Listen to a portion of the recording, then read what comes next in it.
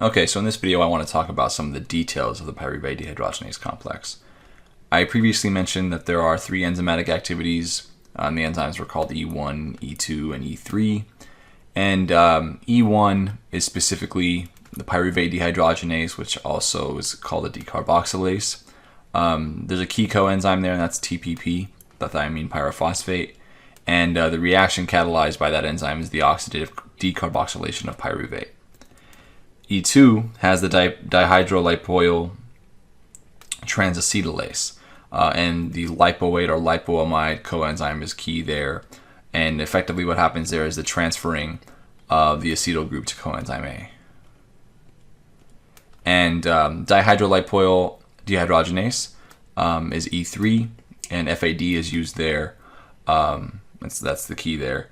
And what happens there is the regeneration of the oxidized form of lipoate or lipoamide. Okay, so let's talk a little bit more about this. So I figured I'd draw coenzyme A just to kind of show you what it looks like.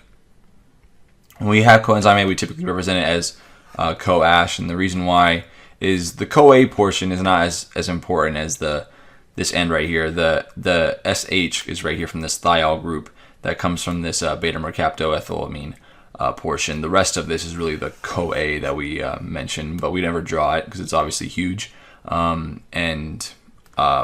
Really this portion right here is the most important portion.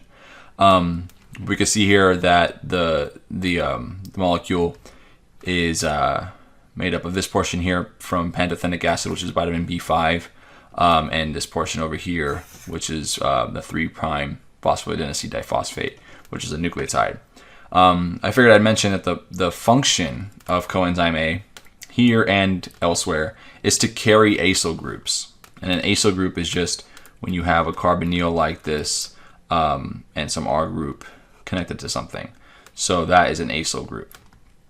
So it carries acyl groups with high energy thioester linkages, and that's when you have the S CoA there. That's a high energy bond that activates acyl groups and allows the donation of acyl groups. And the one that we mentioned just a moment ago in the previous video is an acetyl group specifically, which is just a small acyl group. So TPP, or thiamine pyrophosphate, is shown here. It comes from thiamine, which is vitamin B1.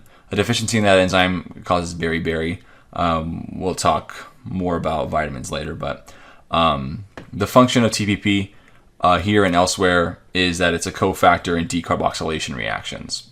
Okay, so specifically oxidative decarboxylations.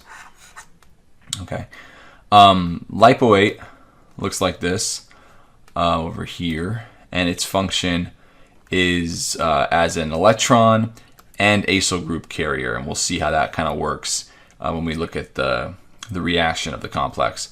And these two sulfurs here in that linkage are pretty important. So that there is lipoate, which is the conjugate base of lipoic acid. If I protonated this here, that would be lipoic acid, and that is lipoate.